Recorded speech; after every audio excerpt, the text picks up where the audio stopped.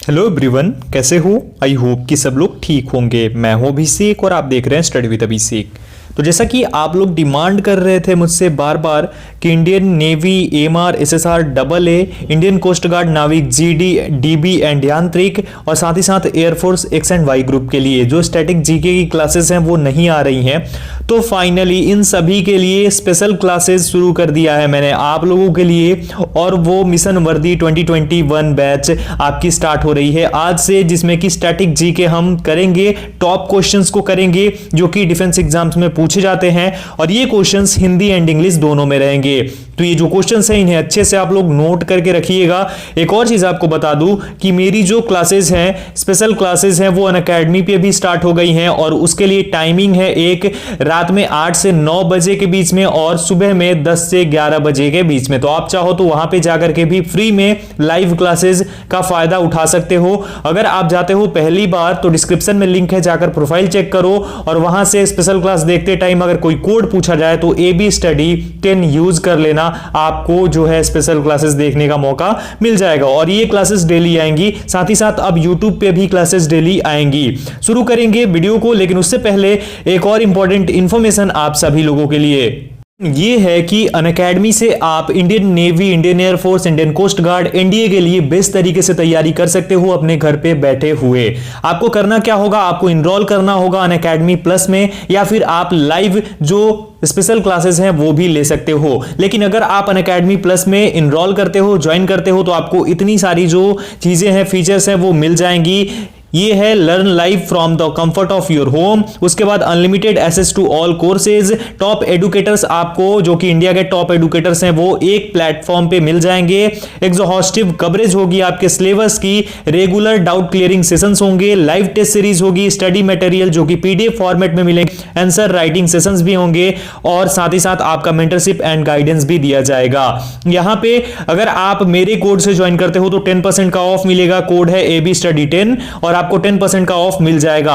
यहां पे बैचेस जो है इंडियन एयरफोर्स एनडीए के लिए स्टार्ट हो चुकी हैं। एनडीए की जो ये बैच है वो वज्र बैच है जो कि 11 जनवरी से स्टार्ट है और 30 मार्च तक चलने वाली है। साथ ही साथ इंद्र बैच जो कि Air Force X and Y group navy के लिए बैच कोर्स है, वो भी 12 जनवरी से स्टार्ट हो चुका है, जो कि 10 अप्रैल को खत्म होने वाला है। साथ ही साथ अगर आप सब्सक्रिप्शन लेना चाहते हो तो जैसे ही ऐप को आप ओपन करोगे तो ऐसा गेट सब्सक्रिप्शन का ये इस प्रकार से इंटरफेस आएगा। यहां पे क्लिक करोगे, यहां पे ऑप्शंस आ जाएंगे, आप कौन सा लेना चाहते हो। उसके बाद आपको यहां पे कोड डालना होगा AB स्टडी 10। अगर आप पहले ही स्पेशल क्लास देख लोगे कोड डाल करके तो आपका ऑलरेडी यहां पे फिलअप आएगा, ऐसे देख सकते हो AB स्टडी 10। उसके बाद प्रोसीड टू पे कर देना, आपको 10% का डिस्काउंट उसी टाइम पे मिल जाएगा। यहां पे और भी लाइक क्विज भी आप लगा सकते हो, बहुत सारे फीचर्स अवेलेबल है। अब बात करते हैं हमारे टॉपिक पे, जाकर चेक करो, डिस्क्रिप्शन में लिंक अवेलेबल है। क्वेश्चंस भी आपके सामने है, लेकिन एक चीज और बताना चाहूंगा कि ये जो क्वेश्चन है इसको बिल्कुल अच्छे से एक्सप्लेन करने वाला हूं, मतलब एक एक क्वेश्चन को जितना हो सके वो सब कुछ एक्सप्लेन करके मैं बता दूंगा जो चीजें आ सकती हैं आपके एग्जाम में। ठीक है, चलिए पहला क्वेश्चन, टिहरी बांध किस राज्य में है? Tehri dam is in which state? Himachal Pradesh, Uttar Pradesh, Uttarakhand और जम्मू कश्मीर। राइट आंसर हो जाएगा गाइस ऑप्शन नंबर C, यानी कि उत्तराखंड में। टिहरी बांध जो है ये उत्तराखंड राज्य में स्थित है। अब इसके बारे में थोड़ा सा जान लेते हैं। तो इसकी हाइट जो है वो है टोटल 260 मीटर, 260 मीटर इसकी हाइट है। साथ ही साथ इसकी लेंथ जो है, यानी जो लंबाई है इसकी, वो है total 575 metre. 575 metre Tehri dam की लंबाई है, यानी लेंथ है, और हाइट इसकी यानी कि ऊंचाई है 260 मीटर। तो याद रखिएगा, हाइट 260 मीटर है टिहरी बांध की, और लेंथ यानी कि लंबाई 575 मीटर है। ठीक है, और ये उत्तराखंड में अवस्थित है। आगे बढ़ते हैं, दूसरा क्वेश्चन, भारत में बनाई गई पहली चलचित्र कौन सी है? Which is the first movie made in India? Alam Ara, Pundalik, Raja Harishchandra और देवदास। राइट आंसर हो जाएगा ऑप्शन नंबर C, यानी Raja Harishchandra is the first movie made in India. ये पहली मूवी थी जो कि भारत में बनी थी और ये राजा हरिश्चंद्र थी। अब यहाँ पे कुछ चीजें मैं बता देता हूं।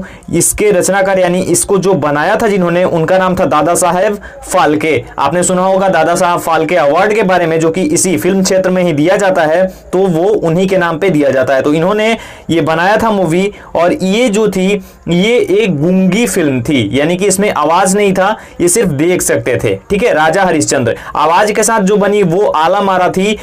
जो राजा हरिश्चंद्र थी ये 1913 में यानी 1913 में रिलीज हुई थी। इसकी रिलीज डेट 1913 थी, और जो आलम आरा थी ये आई थी 1931 यानी 1931 में। 1931 में आलम आरा आई थी जिसमें की आवाज भी थी, लेकिन राजा हरिश्चंद्र ये बिना आवाज की मूवी थी, और ये पहली मूवी थी भारत में। 1913 में दादा साहब फाल्के ने इसे बनाया था। ठीक है, आगे बढ़ते हैं। तीसरा, आपातकाल की घोषणा अधिकतम कितनी अवधि तक की हो सकती है? What is the maximum period of emergency that can be declare? 2 month, 6 month, 12 months और नो लिमिट। राइट आंसर हो जाएगा ऑप्शन नंबर बी यानी 6 मंथ। ये 6 महीने की जो है आपातकाल की, अधिकतम नहीं, एक चीज यहां पे ध्यान दीजिएगा, ये अवधि है 6 महीने की, लेकिन अगर आप अधिकतम के लिए कर सकते हैं तो अधिकतम के लिए ऐसा भी नहीं है कि कोई सीमा नहीं है, इसके लिए 3 इयर्स की एक सीमा है, 3 ईयर का एक पीरियड है। इस टाइम तक अधिकतम आपातकाल की घोषणा हो सकती है, लेकिन इसको बार बार रिव्यू करना पड़ेगा हर 6 मंथ में, यानी कि हर 6 महीने पे आपको रिव्यू करना पड़ेगा। ठीक है, जो भी इमरजेंसी लगाएगा उसे। ठीक है, चलिए आगे बढ़ते हैं। संसार की सबसे ऊंची चोटी कौन सी है? Which is the highest peak in the world? Kanchenjunga, K2, Mount Everest और माउंट एप्स। राइट आंसर हो जाएगा ऑप्शन नंबर सी यानी कि माउंट एवरेस्ट। माउंट एवरेस्ट जो है ये क्या है? संसार की सबसे ऊंची चोटी है, और इसकी लंबाई कितनी है? समुद्र तट, जो समुद्र तल है उससे हमारी जो ये माउंट एवरेस्ट है इसकी ऊंचाई कितनी है? 8848 मीटर, 8848 मीटर ये इसकी ऊंचाई है। ठीक है, आगे बढ़ते हैं 5वें नंबर की ओर। 5वां हमारा क्वेश्चन है, तुम मुझे खून दो मैं तुम्हें आजादी दूंगा, ये क्रांतिकारी शब्द किसके हैं? You give me blood I will give you freedom, whose revolutionary word are these? Jawaharlal Nehru, Bal Gangadhar Tilak, Subhash Chandra Bose and Ram Bihari Bose. Right answer option C, Subhash Chandra Bose ने ये क्रांतिकारी नारा दिया था, तुम मुझे खून दो मैं तुम्हें आजादी दूंगा।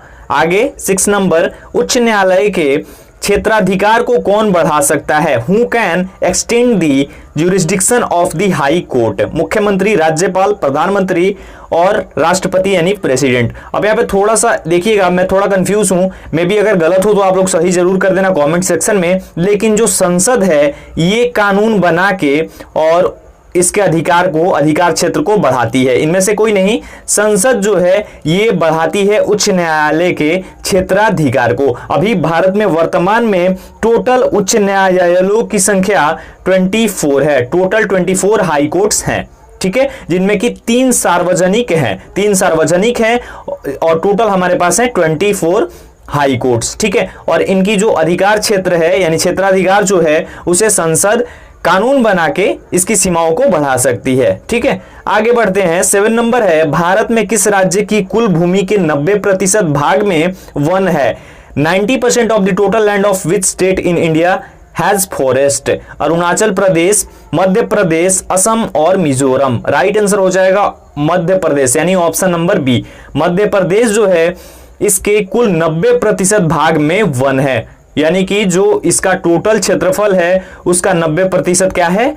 वन है। ठीक है, वन क्षेत्र है, और 10% में ही बाकी चीजें हैं। और एक और चीज बता देता हूं कि ये भारत का नंबर 1 राज्य है जिसमें कि सबसे अधिक जो है वन क्षेत्र है। सबसे अधिक वन किसमें है? मध्य प्रदेश में ही है। ठीक है, चलिए आगे बढ़ते हैं। 8 नंबर है, लोकसभा में किस राज्य के सबसे अधिक सदस्य हैं?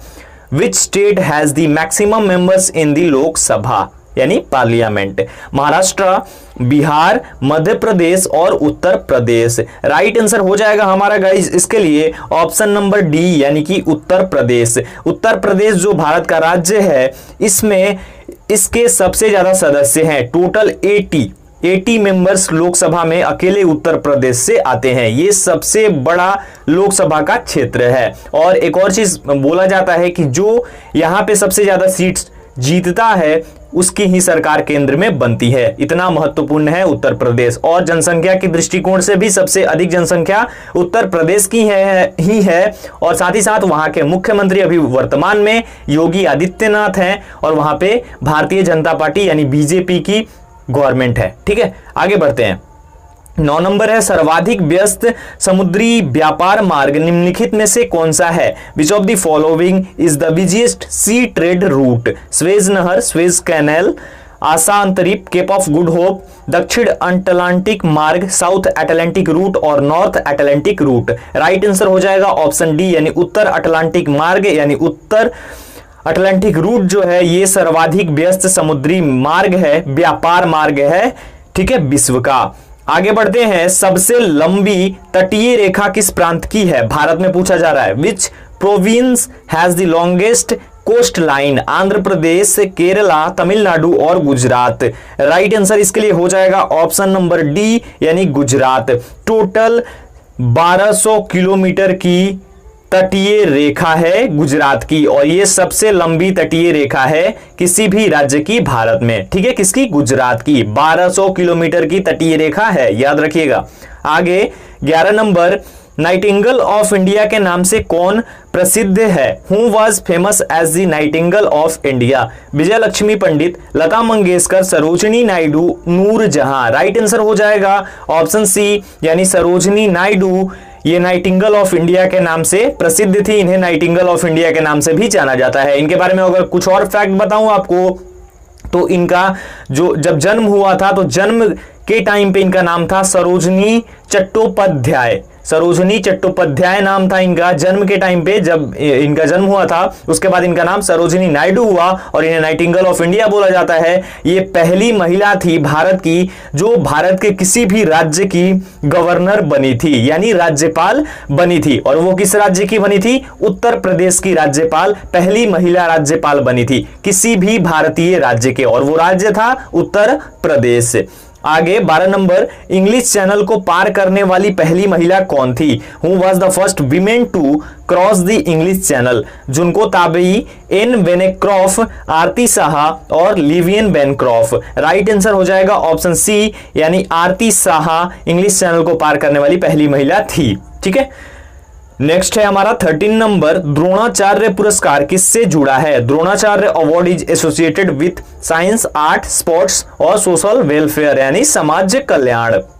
राइट आंसर हो जाएगा ऑप्शन सी यानी कि खेलकूद से संबंधित है। द्रोणाचार्य ये अर्जुन के गुरु का नाम था, अगर आपने महाभारत देखा होगा तो उसी के नाम पे आधारित है। ये खेलकूद से संबंधित है और खेलकूद में जो कोचेस अच्छा प्रदर्शन करते हैं, उनके द्वारा शिक्षित खिलाड़ी अच्छा प्रदर्शन करते हैं, उन्हें ये अवार्ड दिया जाता है। कौन सा? द्रोणाचार्य अवार्ड। अब इसके बारे में अगर कुछ फैक्ट बताऊं आपको तो इसकी स्थापना हुई थी 1985 में। 1985 में शुरुआत हुई थी। अभी तक टोटल 104 लोगों को मिल चुका है ये अवार्ड 1985 से लेकर के अभी 2020 तक। ठीक है, अगर आगे हम बात करें तो इसमें जो राशि होती है यानी प्रत्येक अवार्ड में जो आपको मिलता है उसमें राशि भी आपको मिलती है, तो वो टोटल राशि होती है 5 लाख की। 5 लाख रुपए आपको मिलते हैं इसमें। ठीक है, द्रोणाचार्य पुरस्कार जिसे भी मिलेगा उसे 5 लाख रुपए का इनाम मिलता है। ठीक है, चलिए 14 नंबर,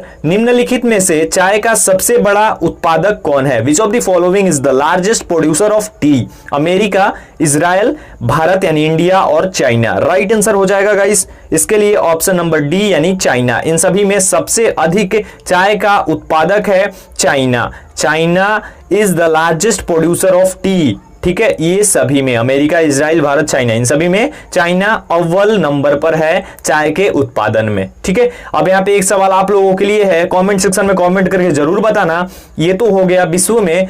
अगर हम बात करें भारत में तो भारत का कौन सा ऐसा राज्य है जो कि चाय का लार्जेस्ट प्रोड्यूसर है? लार्जेस्ट यानी कि सबसे बड़ा उत्पादक राज्य कौन सा है भारत का चाय का? ठीक है, कमेंट सेक्शन में कमेंट करके जरूर बताना। आगे 15 नंबर है, विश्व वन्य प्राणी दिवस कब मनाया जाता है? When is world wild life day celebrated? 8 मई, 15 मार्च, 3 मार्च और 12 नवंबर। राइट आंसर हो जाएगा ऑप्शन सी यानी कि 3 मार्च को प्रत्येक वर्ष world wild life day celebrate किया जाता है। विश्व वन्य प्राणी दिवस 3 मार्च को प्रत्येक वर्ष पूरे विश्व में मनाया जाता है। तो ये 15 क्वेश्चंस थे। आई होप कि आप लोगों को पसंद आया होगा। ये वीडियो कितना पसंद आया कमेंट सेक्शन में कमेंट करके जरूर बताना, क्योंकि आपके कमेंट से मोटिवेशन मिलता है मुझे। बाकी अगर कोई सजेशन हो, आपका कोई सवाल हो, कमेंट सेक्शन में कमेंट करना। अपना स्कोर जरूर कमेंट करके बताना, आप कहां से हो ये भी जरूर बताना। इस वीडियो में इतना ही, मिलता हूं एक और वीडियो के साथ। तब तक अपना ख्याल रखिए, अपनी फैमिली का ख्याल रखिए। Stay home, stay safe. Thank you so much guys.